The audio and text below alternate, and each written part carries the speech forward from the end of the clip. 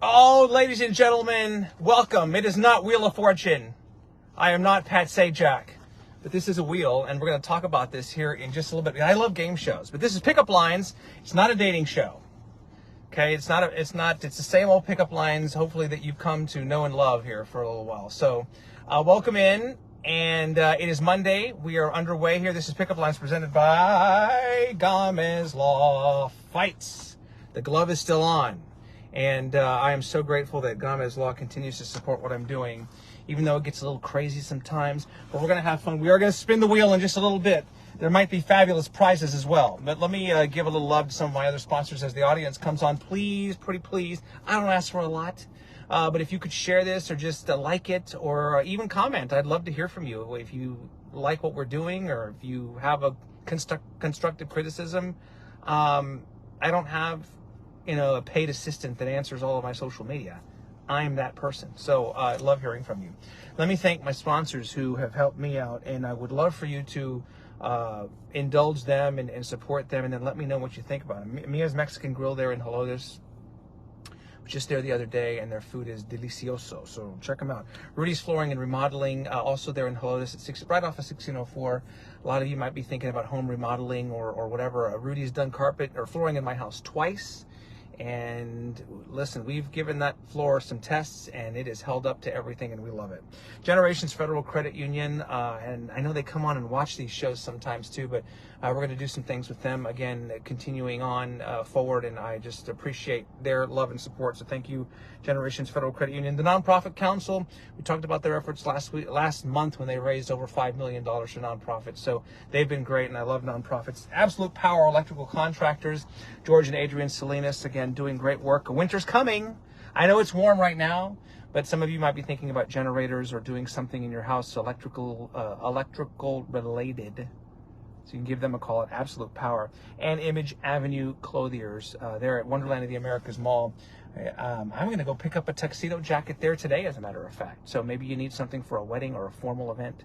Because, I MC things, go to events and galas, and anyway. Go see Phil. Help him out. All right, so today's episode is sponsored by City Education Partners. And so there is an educational component. I've talked about my late mother who was a career educator. And so things related to education, learning, schools, I'm all in. I have a place in my heart for that. So we're going to bring in our guest. Inga Cotton is here. Hey. And Good morning. I unlocked the door this time so Inga can come in. I locked the sheriff out the other day, and I was not proud of myself for that, but nonetheless, it's great to see you. It's great to see you, and I like the short commute. Right, it's pretty convenient. Yeah, it's pretty convenient when yes, we're at Inga's driveway, and so her neighbors might be driving by here. Oh, I warned them. Yeah. Yes, exactly. No paparazzi, please. No, but we got to visit a few times over the years when I was on the air, and always had a great time. And as I was just saying, I'm fascinated by people's stories. I mean, we're going to get into, you have an event that you want to talk about coming up this weekend in your partnership with City Education Partners, which is great. I guess in our conversations in the past, I know you were smart, but I didn't know you were an attorney. Like, you went through law school, you did all of that. You went to high school here in San Antonio, and you practiced law for a while, didn't you? I did for a few years but then there was a point where I realized, like, maybe I'm not meant to be a lawyer. I'm not happy doing this. I don't know why. And so it was a learning process of realizing, now in hindsight, I know why I did it, because it's like, I love writing. I love especially persuasive writing. Yes. I love sharing information. I like making things clear. Lawyers tend to make things confusing. No, we won't mention any names. No. But we were talking about how writing is such. I know Chat GPT, and it's easy to Google, and Alexa and Siri and all these things, they can write stuff for you. But to have a passion for writing, I always tell when I talk to students and everything, if you can write, that can take you so far. Yeah, I feel like writing is such a good discipline for me, because it's like, in the process of building up the blog, if there was something I felt like I needed to learn more about, right, I would assign myself to write a blog post about it, do the research, and then I knew if I could explain it to people, then I knew I had learned it, and it tested my thinking and my logic. Yeah. And so by the time I'm ready to hit publish, I have my thoughts are organized. I know what I believe in. I know what at least my recommendation is about how to make the world a better place, or how to really understand like this particular school, or like, you know, how to address, like, you know, if you have a child with special needs, like, how to take care of them, you know, just trying to put good information out there so parents have those tools so they can do something with it. Information, knowledge is power. We're going to spin the wheel in just a little while, and Inga's going to give her car away or something. I don't know. No, we're not giving away Inga's car or her house. But it's your dream come true. It's you have I love game shows on pickup lines. I don't like to say I have favorite guests, but when you bring in a wheel, you move up on the list. So this is what, 2011 or 2012, you're practicing law, you're doing your thing, and then you have a moment that changes where you realize, I've got this skill set, I love to write, the law thing isn't working, and so then you just diverted or pivoted and you went all in on education. I did, and partly it's a mom thing. So I have 2 kids. You have 2 kids. So my son is 16 now. My daughter is 13 now, but back then he was about 3.5, and he was diagnosed as being on the autism spectrum. And I realized, okay, this is gonna be a lot harder than I expected. Like he's not a typical kid, and just going into a school and expecting things to work out, it's like, no, he's different, and I have to look out for him. I have to be his champion. And so I started doing research in my, you know, kind of lawyerly way and figure out, like, okay, because in law school they teach you how government works. They teach you, like, you know, like, what does the State Board of Education do? What does the legislature do? Like, what do the regulatory agencies, like Texas Education Agencies? Like, okay, so, you know, be the lawyer mom. Figure out, how does this stuff work? How can I do the best for my kids? And then as I realized how hard it is, I thought, there's a need for this. I need to help explain this for other parents too. That there are choices. I think there are cases, and I'm probably guilty of this myself. You live in a specific part of town or in a neighborhood, and it's all zoned off or whatever, and you think, okay, I have to send my kids to this school. They have to go here. Or, well, what about private schools? Well, I can't afford private schools. And so they think, well, that's it. I don't have any, that's it. Like, I don't have any choices. You're here to say that's not the case. Right, yeah, and people can homeschool, but there's a lot of barriers to homeschooling. It's very time consuming and stressful. It's beautiful, and I've done that too. But and there are some great neighborhood public schools in San Antonio. The challenge for them is that to have a school serve all the children in that geographic area is really hard. And the challenges that schools and teachers face now are even bigger than before, right? Because, you know, kids have technology, and their lives were so disrupted during the pandemic, careers are changing. So it's very hard for a school to address the needs of all the children in that geographic area. Well, there are also parts of town that are growing at such a quick pace that districts are trying to keep up, build new schools, which means they take kids out of school, one school, to move them over here, but then you have other districts that are going through that are not growing. They're losing funding, and they're being forced to consider or make very difficult decisions when it comes to the future of some of their campuses.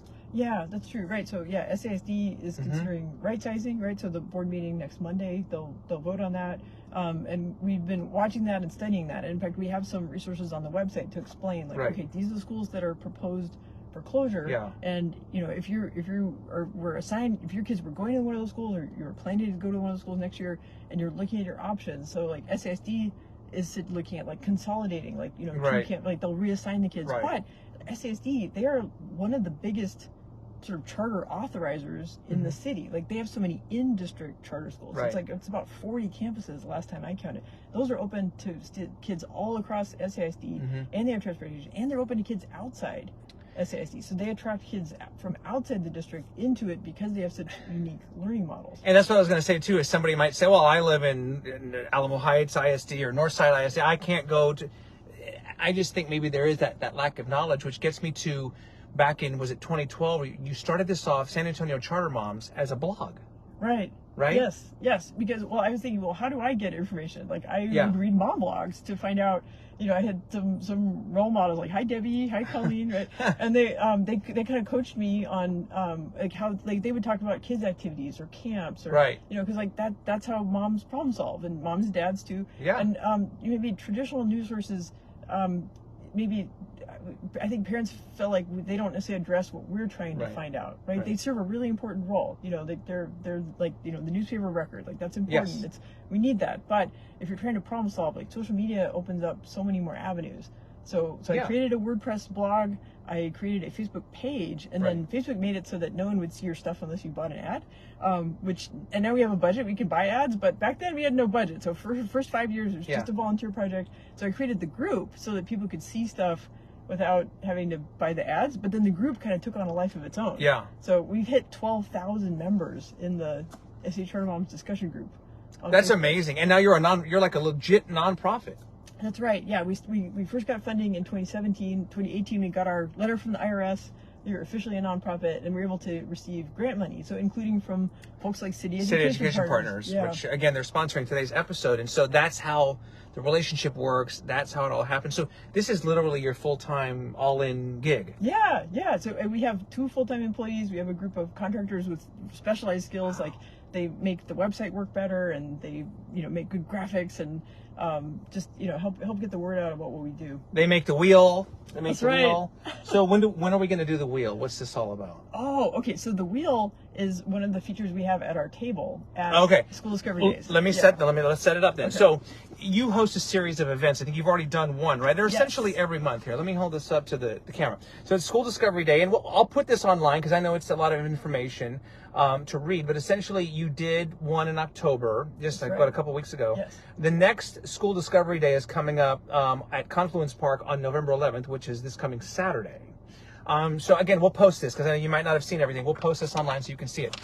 Tell me about School Discovery Day, and you said this particular one coming up is really, really important. Yeah, so this time of year is the beginning of enrollment season, and it seems like... For 2024. Yeah. I mean, that's crazy. Right. I keep having to say 2024-25 school year.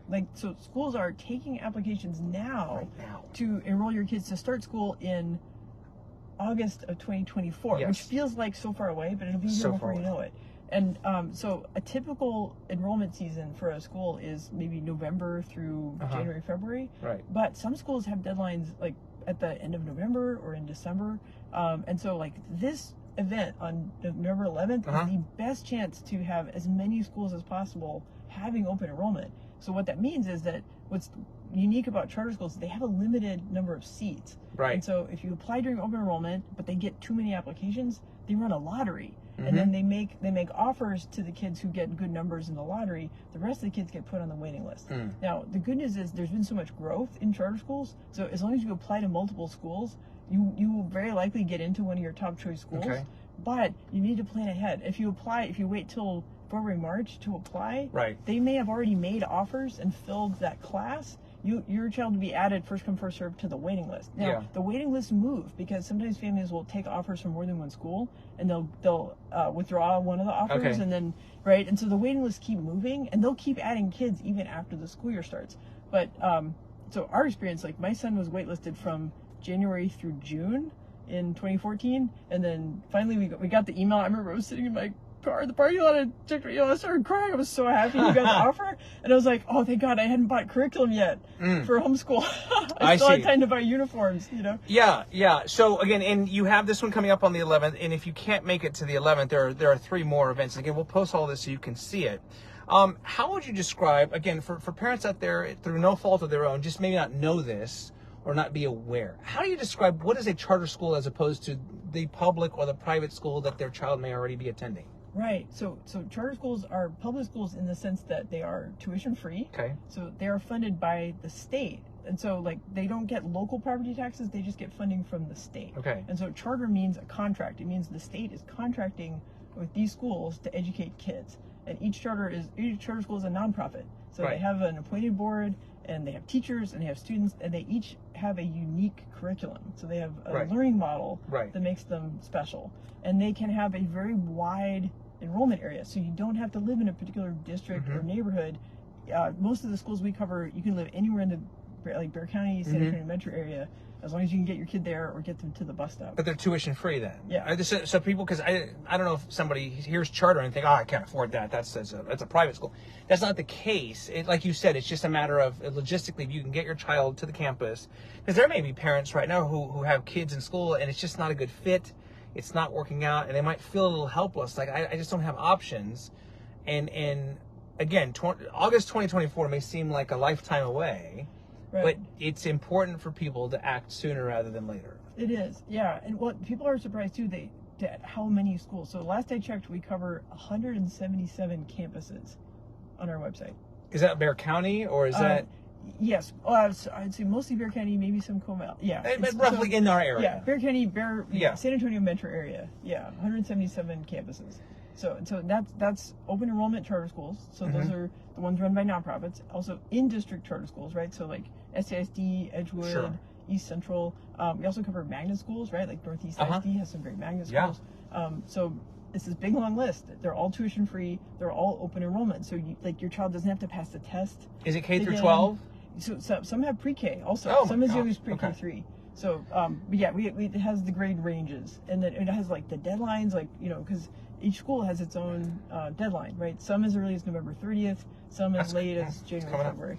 Yeah. Because I'm going through the college application process with a senior I have at home right now, and so I know that if you write essays and you try to have a really impressive application to get into the school that you want.